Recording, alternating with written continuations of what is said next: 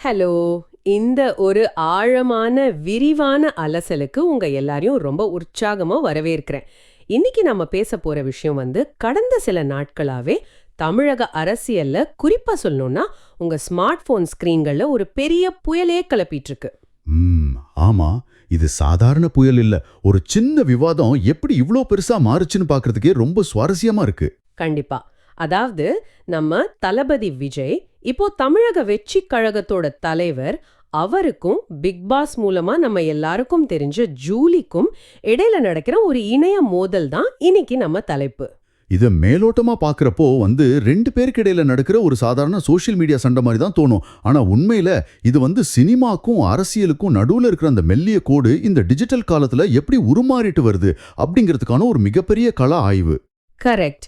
அதனால தான் இந்த விவாதத்தை சும்மா ஏதோ மேலோட்டமா உணர்ச்சி வசப்பட்டு பேசாம கொஞ்சம் ஆழமா புரிஞ்சுக்கலான்னு நிறைய தரவுகளை நாங்க எடுத்திருக்கோம். ஆமா, சவுத் நியூஸ், ஹிந்துஸ்தான் டைம்ஸ், அப்புறம் டைம்ஸ் ஆஃப் இந்தியா மாதிரி முன்னணி செய்தி நிறுவனங்களோட கட்டுரைகள் நம்ம கிட்ட இருக்கு. அது மட்டும் இல்லாம யூடியூப்ல வைரலான வீடியோக்களோட எழுத்துருக்கள், ரெடிட்ல நடந்த ரொம்ப கடுமையான விவாதங்கள், இது எல்லாத்தையும் விட முக்கியமா சினிமா அரசியலை பத்தி பேசுற ஒரு ஆழமான சமூக அரசியல் ஆய்வு கட்டுரை, இதையெல்லாம் வச்சுதான் நம்ம இன்னைக்கு பேச போறோம். இதுல ஒரு விஷயத்தை தெளிவுபடுத்தணும்.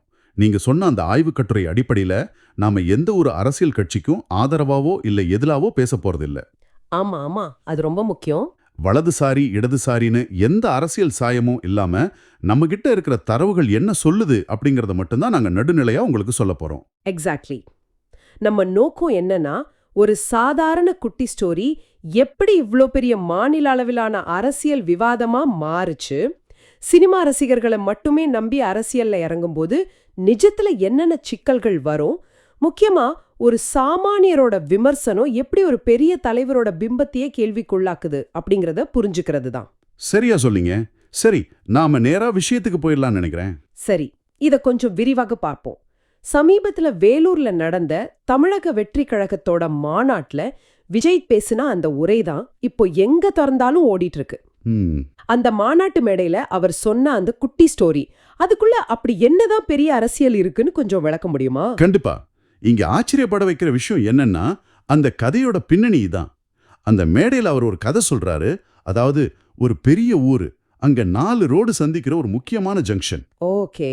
அங்க நடு ரோட்ல ஒரு முரட்டு ஜல்லிக்கட்டு காளை ரொம்ப ஆக்ரோஷமா நின்னுட்டு இருக்கு. அந்த பக்கம் யாருமே போக முடியல. ஊர்ல இருக்கிற அனுபவசாலிகள்லாம், நாங்க எத்தனையோ காளைகளை அடக்கியிருக்கோம், இது எங்களால முடியாதான்னு சொல்லிட்டு உள்ள போறாங்க. ஆனா அந்த காளை எல்லாரையும் முட்டி தூக்கி வீசிடுது.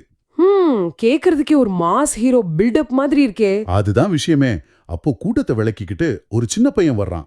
எல்லாரும் அந்த பையனை பார்த்து, அனுபவம் இருக்கிற எங்களாலேயே ஒன்றும் பண்ண முடியல, நீ சின்ன பையன் என்ன செய்ய போறேன்னு கிண்டல் பண்றாங்க. ஆமா. ஆனா அந்த பையன் எதையும் காதுல வாங்காம 2 பாக்கெட்லயும் கையை விட்டுக்கிட்டு ரொம்ப ஸ்டைலா அந்த காளைக்கு முன்னாடி போய் நிக்கிறான். காளை சீறிக்கிட்டு வருது. அப்போ அந்த பையன் தான் பாக்கெட்ல இருந்து 2 புல்லுக்கட்டுகளை எடுத்து காளைக்கிட்டு காட்டுறான். வாவ். அப்புறம் அவ்வளவுதான். அது வரைக்கும் ஆக்ரோஷமா இருந்த காளை அமைதியாகி அந்த புல்ல சாப்பிட ஆரம்பிக்குது. அந்த பையன் தடவி கொடுக்கவும் அது ஒரு குழந்தை மாதிரி அவன் பின்னாலேயே போகுது. இதுதான் அந்த கதை. பாக்குறதுக்கு இது ஒரு சுவாரஸ்யமான சிறுகதை மாதிரி இருந்தாலும், இது ஆளும் கட்சிக்கு எதிரான ஒரு நேரடி விமர்சனம்னு சோஷியல் மீடியால பலமா பேசுறாங்களே, அதை எப்படின்னு சொல்றீங்களா? அததான் அந்த ஆய்வு கட்டுரை ரொம்ப தெளிவா விளக்குது. அதாவது, நம்ம திராவிட அரசியல்ல இது மாதிரி உருவகங்கள், மெட்டஃபர்ஸ் பயன்படுத்துறது ரொம்ப காலமா இருக்கிற ஒரு வழக்கம் தான். இந்த கதையில வர்ற முரட்டுக்கால வேற யாரும் இல்ல, அதுதான் இப்போதைய தமிழக அரசியல் களம். அந்த காளைய அடக்க முடியாம திணறி விழுகிற அனுபவசாலிகள் இருக்காங்க இல்லையா, அவங்க தான் மற்ற மூத்த அரசியல்வாதிகள், குறிப்பா ஆளும் கட்சியினர். ஓ, அப்போ அந்த புல்லுக்கட்டு? அங்க வேடிக்கை பார்க்கிற பெரியவங்க, தமிழக மக்கள். அந்த புல்லுக்கட்டையை காட்டி காளைய அமைதியாக்குன அந்த சின்ன பையன், அதுதான் டிவிக்கு கட்சி. ஆக்ரோஷமா இருக்கிற அரசியல மக்களோட அடிப்படை தேவைகள், அதாவது பசியை தீக்கிறது மூலமா ரொம்ப ஈஸியா கையாள முடியும் அப்படிங்கறத தான் அவர் ரொம்ப சூசகமா ஆளும் கட்சியை விமர்சிக்கிற விதமா சொல்லியிருக்காரு. ரொம்ப தெளிவா புரியுது. ஒரு சினிமா காட்சி மாதிரி கட்டமைக்கப்பட்ட இந்த உருவகம் அவரோட கட்சி கொள்கையை எப்படி சொல்லுதுன்னு நல்லாவே தெரியுது. ஆமா. ஆனா எத்தனையோ மூத்த அரசியல்வாதிகள், பத்திரிகையாளர்கள் இத கடந்து போனப்போ, ஜூலி அப்படிங்கிற ஒரு சாமானிய பெண் இத நேரடியா விமர்சிச்சு வீடியோ போட்டதுதான் இதுல ஒரு பெரிய ட்விஸ்ட். கண்டிப்பா. ஜூலி நமக்கு புதுசு கிடையாது. 2017 மெரினா ஜல்லிக்கட்டு போராட்டத்திலயும் சரி, பிக் பாஸ் நிகழ்ச்சியிலயும் சரி அவங்க எல்லாராலும் அறியப்பட்ட ஒரு முகம். எந்த பின்புலமும் இல்லாம சாமானியர்களோட குரலா அன்னைக்கு ஒலிச்சவங்க அவங்க. சரி, ஜல்லிக்கட்டு பின்னணி இருக்கிற ஜூலி இந்த உருவகத்தை பத்தி எப்படி என்ன சொன்னாங்க? ஜூலி தன்னோட முதல் வீடியோல நேரடியா விஜய பார்த்தே ஒரு கேள்வி கேட்டாங்க. அண்ணா, நீங்க பாட்டுக்கு போற போக்குல காலை நின்னுச்சு புல்லுக்கட்டை காட்டினதும் குழந்தை மாதிரி பின்னாடி வந்துச்சுன்னு சொல்லிட்டே இருப்பீங்க. ஆனா நிஜத்துல புல்லுக்கட்டை காட்டி ஒரு முரட்டு காளைய அடக்கவே முடியாதுன்னு ஒரு ரொம்ப யதார்த்தமான விமர்சனத்தை வச்சாங்க. ஒரு நிமிஷம், இது கொஞ்சம் ஓவரா தெரியலையா உங்களுக்கு? ஏன்னா அரசியல் மேடைகள்ல எத்தனையோ பேர் பல கதைகளை சொல்றாங்க. அது ஜஸ்ட் ஒரு உருவகம் தானே. இத போய் நிஜமாவே யாராவது மாட்டு முன்னாடி புல்லுக்கட்டை எடுத்துட்டு போவாங்களான்னு கேக்குறது வேணும்னே குறை கண்டுபிடிக்கிற மாதிரி இருக்கு. முதல்ல பாக்குறப்போ உங்களுக்கும் அப்படிதான் தோணும். ஆனா ஜூலியோட வாதத்துல ரொம்ப ஆழமான ஒரு லாஜிக் இருக்குன்னு அந்த ஆய்வு கட்டுரை சொல்லுது. என்ன லாஜிக்? ஜூலியோட வாதம் வெறும் கிண்டல் கிடையாது. அவங்க கேக்குற கேள்வி என்னன்னா, உங்க கட்சியில பாதி பேர் மைனர் பசங்க, சின்ன வயசு பசங்க. அவங்க நீங்க சொல்றது அப்படி நம்புறவங்க. நிஜமாவே ஒரு ஜல்லிக்கட்டு காளைக்கு முன்னாடி ஒரு பையன் புல்லுக்கட்டு எடுத்துட்டு போனா என்ன ஆகும்? ஓ, அந்த கோணத்துல கேக்குறாங்களா? ஆமா. அது மட்டும் இல்லாம நாங்க கஷ்டப்பட்டு போராடி ஜல்லிக்கட்டுக்கு அனுமதி வாங்கியிருக்கோம். இப்ப 50 இருக்கிற பழி எண்ணிக்கை 500 ஆகிடக்கூடாது அப்படிங்கிற ஒரு சமூக அக்கறை கொண்ட கேள்வியை அவங்க முன்வைக்கிறாங்க. நீங்க சொல்றத பார்த்தா திரைப்படங்கள்ல வர்ற ஹீரோயிசம் வசனங்களை நிஜ வாழ்க்கையில அப்படியே ஃபாலோ பண்ற ஒரு கண்மூடித்தனமான ரசிகர் கூட்டம் இருக்கு அப்படிங்கறத மனசுல வச்சுதான் ஜூலி இதை கேட்டிருக்காங்கன்னு புரியுது. எக்ஸாக்ட்லி. சரி, இங்கதான் விஷயம் ரொம்ப சுவாரஸ்யமா மாறுது. இந்த நியாயமான கேள்விக்கு சோஷியல் மீடியால எப்படி ரியாக்ஷன்ஸ் வந்துச்சு? அதுதான் மிகப்பெரிய பிரச்சனையா வெடிச்சது. ஜூலியோட அந்த கேள்விகளுக்கு வந்த பதிலடிகள் ரொம்ப ரொம்ப கடுமையா இருந்துச்சு. சவுத் நியூஸ் கட்டுரையிலையும் ரெடிட் விவாதங்கள்லயும் நாங்க பார்த்தப்போ டிவிகே ரசிகர்கள் ஜூலியை இணையத்துல ரொம்ப மோசமா தாக்க ஆரம்பிச்சாங்க. நிறைய போலி கணக்குகள் மூலமா மிரட்டல்கள் வந்துச்சுன்னு படிச்சேன். ஆனா ஒரு அரசியல் கருத்தை சொல்லும்போது விமர்சனங்கள் வர்றது சகஜம்தானே. தொண்டர்கள் திருப்பி விமர்சிக்கிறது வழக்கமான ஒண்ணு தானே. இதுல என்ன இவ்வளவு பெரிய பிரச்சனை? விமர்சிக்கிறது வேற, ஆனா தனிப்பட்ட முறையில தாக்குறது வேற இல்லையா? ஜூலி கேட்ட கேள்விக்கு இல்ல விஜய் சொன்ன உருவகம் இதுதான்னு யாரும் லாஜிக்கா பதில் சொல்லல. அப்புறம் என்ன சொன்னாங்க? அவங்க பிக் பாஸ்ல எப்படி நடந்துகிட்டாங்கன்னு அவங்களோட பழைய விஷயங்களை வச்சு குணாதிசய கொலை, அதாவது கேரக்டர் அசாசினேஷன் பண்ணாங்க. ரெடிட்ல நடந்த விவாதங்களை பார்த்தா இன்னும் அதிர்ச்சியா இருக்கு. என்ன பண்ணிருக்காங்க ரெடிட்ல? ஜூலியோட கருத்துக்களை விவாதிக்காம அவங்க தோற்றத்தை வச்சு உருவக்கேலி பண்ணிருக்காங்க. அவங்க முகத்துல போட்டாக்ஸ் பண்ணிருக்காங்க, உதட்டுல ஃபில்லர் பண்ணிருக்காங்க, பார்க்க ஜாக்கி சான் மாதிரி இருக்காங்கன்னு மோசமா கிண்டல் பண்ணிருக்காங்க. தற்குறி ப்ரோமேக்ஸ்னு வார்த்தைகளால தாக்கி அவங்க கருத்தையே மழுங்கடிக்க பார்த்திருக்காங்க. இதை கேட்கறப்பவே ஆச்சரியமா இருக்கு. ஒரு சாதாரண பெண்ணோட கருத்தை எதிர்கொள்ள முடியாம ஒட்டுமொத்த கூட்டமும் இப்படி உருவக்கேலி பண்றது ஒரு பாதுகாப்பற்ற தன்மையை தான் காட்டுது. ஆனா இதுக்கெல்லாம் ஜூலி பயந்துடலையே. அவங்களோட 2வது வீடியோ ரொம்ப பெரிய அதிர்வலையை ஏற்படுத்துச்சே. ஆமா, ஜூலி கொஞ்சம் கூட பயப்படாம நேரடியாவே ஒரு சவால் விட்டாங்க. உங்களுக்கு என்ன பழி வாங்கணும்னா நான் என் வீட்டில் இருப்பேன், இல்லையா ஆஃபீஸில் இருப்பேன், என்ன பழி வாங்குங்க, ஆனால் என்ன சார்ந்தவங்களை விட்டுடுங்கன்னு சொன்னாங்க. நான் இன்னும் உயிரோடு தான் இருக்கேன், என்ன பழிவாங்க, நீங்க பனையூரை விட்டு வெளியே வரமாட்டீங்கன்னு ரொம்ப தைரியமா சவால் விட்டாங்க. ஒரு சாமானிய பெண் இவ்ளோ பெரிய மாஸ் ஹீரோக்கு எதிரா இப்படி ஒரு வீடியோ போடுவாங்கன்னு யாருமே எதிர்பார்த்திருக்க மாட்டாங்க. இந்த மொத்த சம்பவத்தை நாம எப்படி புரிஞ்சுக்கிறது? இதை நாம ஒரு சமூக அரசியல் கண்ணோட்டத்தோட பார்த்தோம்னா ஒரு விஷயம் நல்லா புரியும். பல வருஷமா இருந்த ஒரு சினிமா ரசிகர் மன்றம் அரசியல் கட்சியா மாறும்போது என்ன நடக்குங்கிறதுக்கு இது ஒரு சிறந்த உதாரணம். எப்படி சொல்றீங்க? ரசிகர்களோட அந்த ஹீரோ வழிபாடு இருக்கு இல்லையா, அது கொள்கை சார்ந்து இல்லாம ஒரு டிஜிட்டல் போராட்டி குழுவா, ஒரு டிஜிட்டல் மிலிஷியாவா மாறிடுது. ஒரு கொள்கையை விமர்சிக்கிறதுக்கும் கடவுள் மாதிரி பார்க்குற ஒரு பிம்பத்தை விமர்சிக்கிறதுக்கும் நிறைய வித்தியாசம் இருக்கு. ஆமா ஆமா. ஜூலி இங்க கொள்கையை விமர்சிக்கல, அந்த பிம்பத்தை விமர்சிச்சுட்டாங்க. அதனாலதான் தர்க்க ரீதியான பதில்கள் வராம உணர்ச்சி வசப்பட்ட வன்மம் நிறைந்த பதில்கள் வந்துச்சு. நீங்க சொல்றது ரொம்ப சரியான பாயிண்ட். கொள்கையை தொடுறதை விட பிம்பத்தை தொட்டதுனாலதான் இவ்ளோ பெரிய ரியாக்ஷன். ஆனா எனக்கு இதுல இன்னொரு கேள்வியும் தோணுது. ஒரு சின்ன விமர்சனத்துக்கு ஏன் இப்படி ஒரு டிஃபென்சிவ் மனநிலை வரணும்? வெறும் ஒரு கதைக்கு இவ்ளோ பெரிய கோபம் வர்றதுக்கு நிஜ உலகத்துல அவங்க சந்திக்கிற வேற ஏதாவது நிர்வாக ரீதியான அழுத்தங்கள் காரணமா இருக்குமா? ரொம்ப ரொம்ப சரியான கேள்வியை கேட்டீங்க. சினிமா மேடையில தத்துவம் பேசுறதும் நிஜத்துல ஒரு கட்சியை நிர்வகிக்கிறதும் வேற வேற விஷயங்கள். இது ஹிந்துஸ்தான் டைம்ஸ் அப்புறம் டைம்ஸ் ஆஃப் இந்தியா செய்திகள் ஆழமா சொல்லுது. செப்டம்பர் 2025 கரூர்ல நடந்த மாநாட்டுல என்ன நடந்துச்சு நாம யோசிச்சு பார்க்கணும். ஆமா, அந்த மாநாட்டுல ஒரு பெரிய துயர சம்பவம் நடந்துச்சே. உண்மைதான். அந்த மாநாட்டுல கூட்ட நெரிசல்ல சிக்கி 41 பேர் ரொம்ப பரிதாபமா உயிரிழந்தாங்க. அது ஒரு மிகப்பெரிய நிர்வாக தோல்வி.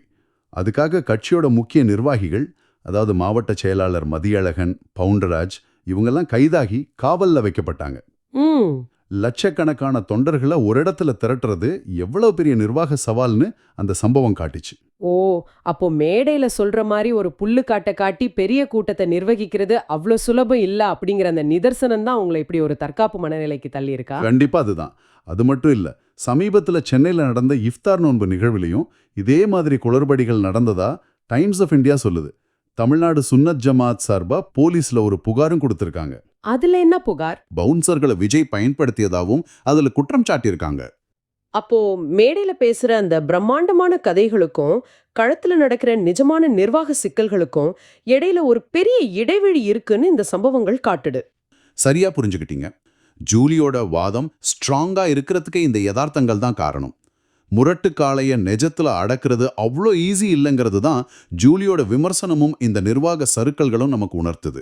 அதே நேரம் நம்ம இந்த விவாதத்தோட மறுபக்கத்தையும் கட்டாயமா பார்க்கணும். நாம எப்பவும் ஒரு சார்பா பார்க்க கூடாது. டிவிக்கு ஆதரவாளர்கள் அப்புறம் மத்த பிரபலங்கள் ஜூலியோட இந்த விமர்சனத்தை எப்படி பார்க்கறாங்க? ஜூலிக்கு எதிராகவும் நிறைய வாதங்கள் வைக்கப்படுது இல்லையா? ஆமா, அது ரொம்ப முக்கியமான மாற்று விமர்சனம். ஜூலிக்கு எதிரா பல பேர் குரல் கொடுத்திருக்காங்க. உதாரணத்துக்கு பிக் பாஸ் புகழ் சனம் ஷெட்டி ஒரு வீடியோ போட்டாங்க. விஜய் பேசுனது ஒரு எளிமையான அரசியல் உருவகம், அது ஜூலி வெறும் விளம்பரத்துக்காக தான் திருச்சி பேசுறாங்கன்னு அவங்க சொன்னாங்க. கற்பனையான ஆபத்து உருவாக்கி ஏன் திசை திருப்புறீங்கன்னு ஜூலிய ரொம்ப கடுமையா விமர்சிச்சாங்க. சீரியல் நடிகர் அருண்ராஜனும் இதே கருத்தை தானே சொன்னாரு. ஆமா, ஒரு சாதாரண பெண்ணுக்கு அரசியல் அறிவு இல்லைன்னு அவர் சொன்னது பெரிய விவாதமாச்சு. அரசியலுங்கிறது மேம்பட்ட மக்கள் பேசுற விஷயம், உங்களுக்கு அதெல்லாம் தெரியாதுன்னு அருண்ராஜன் விமர்சிச்சாரு. கல்யாணம் ஆகியிருக்கு, கணவனோட டைம் ஸ்பெண்ட் பண்ணுங்க, சம்பந்தமே இல்லாம ஏன் எங்கன்னு வம்புக்கு இழுக்கிறீங்கன்னு ரொம்ப கோவமா ஒரு பதில் சொல்லியிருந்தாரு. இது ஒரு பக்கம் இருந்தாலும் இணையத்துல ஜூலியா ஆளும் கட்சியோட பேடிஎம் ஏஜென்ட், அவங்க பணத்துக்காக தான் இப்படி பேசுறாங்கன்னு முத்திர குத்துறதையும் நம்மால பார்க்க முடியுது. ஒரு விமர்சனம் வரும்பொழுது அதை பணத்துக்காக செய்றாங்கன்னு சொல்றது எதை காட்டுது? இது தமிழக அரசியல்ல பல காலமா நடக்கிற ஒரு ரெகுலரான தந்திரம்னு அந்த ஆய்வுக் கட்டுரை சொல்லுது. இதை ப்ராக்சி வார், அதாவது பினாமி போர்னு சொல்லுவாங்க. அதாவது மாற்று கருத்து வந்தாலே ஏஜென்ட்னு முத்திர குத்துறது. ஆமா, விமர்சனத்துல இருக்கிற நியாயத்தை பத்தி பேசாம இவங்க ஆளும் கட்சியோட கைகூலி இல்ல எதிர்கட்சியோட ஏஜென்ட்னு முத்திர குத்துடுவாங்க. இப்படி பண்றது மூலமா அந்த விமர்சனத்தையே செல்லாததாக்குற ஒரு உத்தி இது. ஜூலி உண்மையிலே அவங்களா பேசுறாங்களா இல்ல யாராவது தூண்டி விட்டு பேசுறாங்களாங்கிறது ஒரு பக்கம் விவாதமா இருந்தாலும், இந்த ஏஜென்ட்டுங்கிற முத்திரை அந்த பழைய அரசியல் தந்திரத்தை தான் மறுபடியும் நம்ம கண் முன்னாடி கொண்டு வருது. சரி, நாம இப்போ பல கோணங்கள்ல இதை அலசிட்டோம். அரசியல், சினிமா உருவகங்கள், ரெடிட் கமெண்ட்ஸ், அப்புறம் நிஜ உலக நிலவரங்கள்னு எல்லாத்தையுமே பேசிட்டோம். ஆனா இது கேட்டுட்டு இருக்கிற உங்களுக்கு ஒரு கேள்வி வரலாம். சரி, இதெல்லாம் எனக்கு என்ன அர்த்தம் தருது? இந்த சோஷியல் மீடியா விவாதங்கள் ஒரு சாதாரண கேட்பாளரான உங்களுக்கு எந்த வகையில முக்கியம்? இதுதான் நாம வந்தடைய வேண்டிய ரொம்ப முக்கியமான புள்ளி. நீங்க ஒன்னு நல்லா கவனிக்கணும்.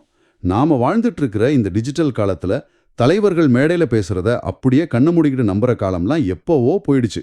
ஆமா, கிரிட்டிக்கல் திங்கிங், அதாவது ஒரு விமர்சன கண்ணோட்டத்தோட ஒவ்வொரு விஷயத்தையும் நாம பார்க்க வேண்டிய கட்டாயத்துல இருக்கும். சினிமா ஸ்கிரீன்ல நடக்கிற மேஜிக்கை நிஜ வாழ்க்கையில எதிர்பார்க்க கூடாது. என்ன நிஜத்துல அவரோட நிர்வாக திறன் எப்படி இருக்குன்னு தான் மக்கள் இப்ப பார்க்க ஆரம்பிச்சிருக்காங்கன்னு சொல்ல வரீங்களா? துல்லியமா அதுதான். ஜூலியோட சம்பவம் நமக்கு என்ன உணர்த்துதுன்னா, இன்னைக்கு இருக்கிற இந்த டிஜிட்டல் ஜனநாயகத்துல ஒரு சாதாரண சாமானியர் கேட்கிற ஒரு லாஜிக்கான கேள்வி கூட ஒரு மாபெரும் நட்சத்திரத்தோட அரசியல் பிம்பத்தை எந்த அளவுக்கு ஆட்டம் காண செய்ய முடியும் அப்படிங்கிறது தான். இதுதான் இன்னைக்கு நம்ம கையில இருக்கிற ஸ்மார்ட் போன் யுகத்தோட மிகப்பெரிய வலிமை. ரொம்ப சரியா சொன்னீங்க. ஆனா அதே நேரம் இந்த ஜனநாயக வெளிகள் எப்படி ஒரு நச்சுத்தன்மை வாய்ந்த ரசிகர் கூட்டத்தால் அச்சுறுத்தப்படுதுங்கிறதையும் நாம கவனமா பார்க்கணும். ஒரு நல்ல தலைவர் தன்னோட கட்சியின் கொள்கைகளுக்கு மட்டும் இல்லாம தன்னோட தொண்டர்களோட இணையவழி நன்னடத்தைக்கும் பொறுப்பேற்கணும் அப்படிங்கிறது தான் இந்த ஒட்டுமொத்த நிகழ்வும் ஆழமா நமக்கு உணர்த்துது. ரொம்ப அருமையா தொகுத்து வழங்கினீங்க. ஒரு பக்கம் சினிமா பிம்பத்தை தன்னோட அரசியல் மூலதனமா மாத்துற ஒரு மாபெரும் நட்சத்திரம், இன்னொரு பக்கம் எந்த அரசியல் பின்புலமும் இல்லாம ஒரு சாதாரண குடிமகளா தான் விமர்சனத்தை ரொம்ப தைரியமா முன்வைக்கிற ஒரு பெண். இவங்களுக்கு இடையில நடக்கிற இந்த மோதல் வெறும் யூடியூப் இல்ல ரெடிட் விவாதங்களோட முடிஞ்சிட போறதில்ல. கண்டிப்பா இல்ல. இது தமிழக அரசியல்ல வரப்போற ஒரு பெரும் மாற்றத்துக்கான முன்னோட்டம்னே நாம சொல்லலாம். 2026 தேர்தலை நோக்கி தமிழகம் நகர்ந்துட்டு இருக்கிற இந்த நேரத்துல தலைவர்களோட ஒவ்வொரு வார்த்தையும் ரசிகர்களோட ஒவ்வொரு ஆன்லைன் செயல்பாடும் இந்த டிஜிட்டல் சமூகத்தால ரொம்ப கடுமையா விமர்சிக்கப்படுங்கிறது இதுல இருந்து தெளிவா தெரியுது. ஆமாம். இன்னைக்கு நம்ம விவாதத்தை முடிக்கிறப்ப உங்களுக்கு ஒரு புதிய கோணத்தை நான் முன்வைக்க விரும்புறேன். கொஞ்சம் யோசிச்சு பாருங்க. சினிமா நட்சத்திரங்கள் அரசியலுக்கு வர்றது தமிழ்நாட்டுக்கு ஒன்னும் புதுசு கிடையாது.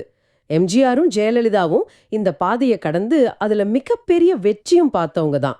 ஆனா அன்னைக்கு அவங்க ஒருபோதும் எதிர்கொள்ளாத ஒரு மிகப்பெரிய ஆயுதம் இன்னைக்கு ஒவ்வொரு சாமானியரோட கையிலயும் இருக்கு. அதுதான் ஸ்மார்ட் போன். ஆமா. ஒரு காலத்துல அரசியல் போர்கள் எல்லாம் பிரம்மாண்டமான மாநாட்டு மேடைகள்லயும் லட்சக்கணக்கான தொண்டர்கள் முன்னிலையிலயும் மட்டும்தான் தீர்மானிக்கப்பட்டுச்சு. ஆனா இன்னைக்கு அந்த நிலைமை மொத்தமா மாறிடுச்சு. நீங்க என்ன நினைக்கிறீங்க? எதிர்கால அரசியல் போர்கள் அந்த மாநாட்டு மேடைகள்ல தீர்மானிக்கப்படுமா, இல்ல இது மாதிரி சோஷியல் மீடியால யாரோ ஒரு சாமானியர் தான் வீட்டு வரவேற்பறையில உட்கார்ந்துகிட்டு ரெக்கார்ட் பண்ற வைரல் வீடியோக்கள்ல தீர்மானிக்கப்படுமா? இந்த ஒரு சிந்தனையை தூண்டுற கேள்வியோட இன்னைக்கு நம்ம ஆழமான அலசலை நிறைவு செய்றோம். மறுபடியும் இன்னொரு சுவாரஸ்யமான உரையாடல்ல உங்களை சந்திக்கிறோம். அது வரைக்கும் உங்களிடமிருந்து விடை பெறுகிறோம். நன்றி.